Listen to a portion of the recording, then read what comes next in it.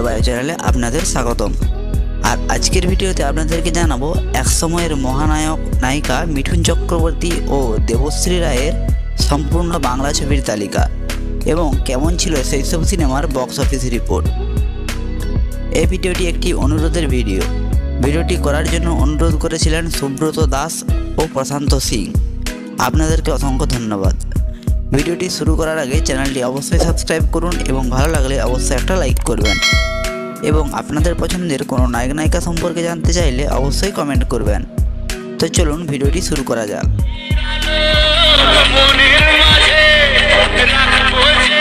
মিঠুন দেবশ্রীর প্রথম মুক্তিপ্রাপ্ত ছবিটি হলো নদী থেকে সাগরে। ছবিটি 1978 সালের 4 আগস্ট মুক্তি পায়। অরবিন্দ মুখোপাধ্যায় ছিলেন এই ছবির পরিচালক, সঙ্গে সৌমিত্র চট্টোপাধ্যায় ও সন্ধ্যা রায় এরাও ছিলেন, কিন্তু ছবিটি বক্স অফিসে ফ্লপ করে যায়।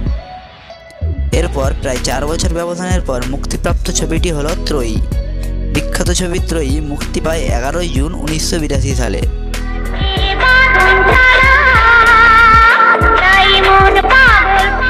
গৌতম মুখোপাধ্যায় ছিলেন এই ছবির পরিচালক, সাথে ছিলেন সৌমিত্র ব্যানার্জি, অনিল চ্যাটার্জি এবং প্রদীপ কুমার। বক্স অফিসে এই ছবি দারুণভাবে সাফল্য পায় এবং এই ছবির গান প্রবল জনপ্রিয় হয়েছিল। আজও অর্থাৎ 2025 সালেও এই গান সমান জনপ্রিয় রয়েছে।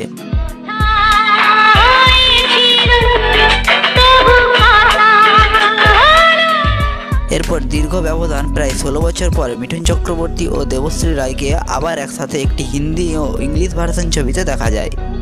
ছবিটির নাম স্বামী বিবেকানন্দ। ছবিটি 1998 সালে 12 জুন মুক্তি পায়।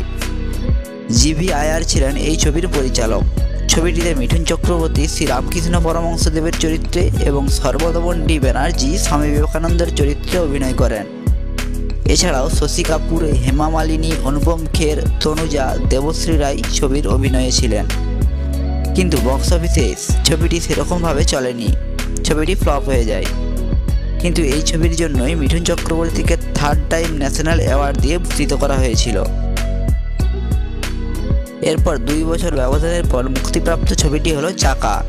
ছবিটি 2000 সালের 1 ডিসেম্বর মুক্তি পায়। নেপাল দেব ভট্টাচার্য ছিলেন এই ছবির পরিচালক, কিন্তু বক্স অফিসে এই ছবিও চলেনি, ফ্লপ হয়ে যায়। পরের ছবি মুক্তি পায় ফেরারি ফৌজ। 2002 সালে এই ছবি মুক্তি পায়। প্রশান্ত বল ছিলেন এই ছবির পরিচালক, সঙ্গে ছিলেন সৌমিত্র চ্যাটার্জি, ভিক্টর ব্যানার্জি, ইন্দ্রাণী হালদার এরা, কিন্তু বক্স অফিসে এই ছবিও চলেনি, ফ্লপ করে যায়। এরপর আসে যুদ্ধ সিনেমাটি। 3 বছর ব্যবধানের পর 2005 সালে 19 জুলাই মুক্তি পায় যুদ্ধ ছবিটি।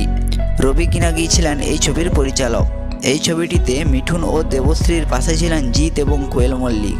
ছবিটি বক্স অফিসে সুপারহিট হয় এবং দারুণ সাফল্য পায়। এর পরের ছবি অভিমন্যু। এর পরের বছরই অর্থাৎ 2006 সালে 4 আগস্ট অভিমন্যু ছবিটি মুক্তি পায়। স্বপন সাহা ছিলেন এই ছবির পরিচালক এবং সাথে ছিলেন তাপস পাল, রজতাভ দত্ত, অনু চৌধুরী এরা। বক্স অফিসে এই ছবিও সুপারহিট হয় এবং এই ছবিও সাফল্য পায়। এর পরের ছবি এমএলএ ফাটাকেষ্ট। ওই একই বছর অর্থাৎ 2006 সালে 14 এপ্রিল এমএলএ ফাটাকেষ্ট ছবিটি মুক্তি পায়। এই ছবিটিও স্বপন সাহা পরিচালনা করেন এবং সঙ্গে কোয়েল মল্লিক, রজতাভ দত্ত, সৌমিত্র চ্যাটার্জিরা ছিলেন। এই ছবিটিও বক্স অফিসে সুপারহিট হয় এবং প্রবল জনপ্রিয় হয়ে যায়।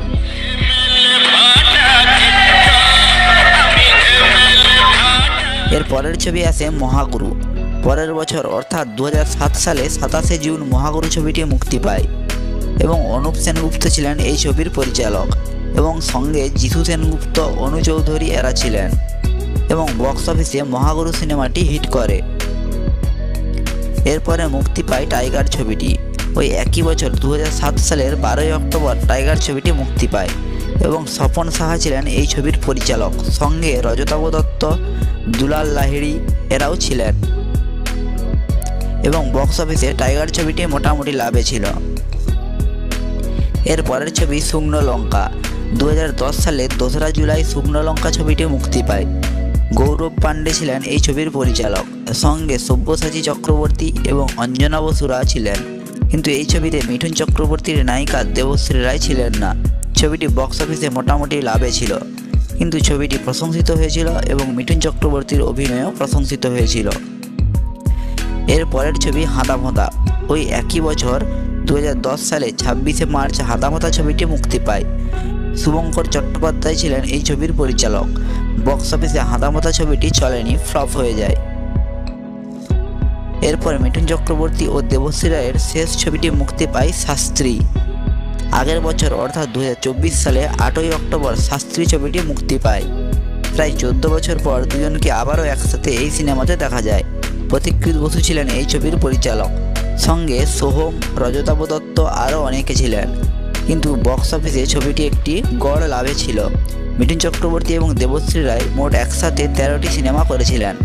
তার মধ্যে সুপারহিট হয়েছিল 2টি সিনেমা, হিট হয়েছিল 2টি, সেমি হিট হয়েছিল 1টি, গড় লাভে ছিল 3টি সিনেমা এবং ফ্লপ হয়েছিল 5টি সিনেমা। মানে 8টি ছবি তার ইনভেস্টমেন্ট ফেরত দিতে পেরেছিল এবং 5টি ছবি তার ইনভেস্টমেন্ট ফেরত দিতে পারেনি। বন্ধুরা, এই ছিল মিঠুন চক্রবর্তী এবং দেবশ্রী রায়ের সম্পূর্ণ বাংলা ছবির উপর একটি ভিডিও। আশা করি ভিডিওটি আপনাদের ভালো লেগেছে। ভালো লাগলে অবশ্যই একটা লাইক করবেন এবং চ্যানেলটিকে সাবস্ক্রাইব করবেন। ফিরে আসবো পরের অন্য কোনো ভিডিও নিয়ে।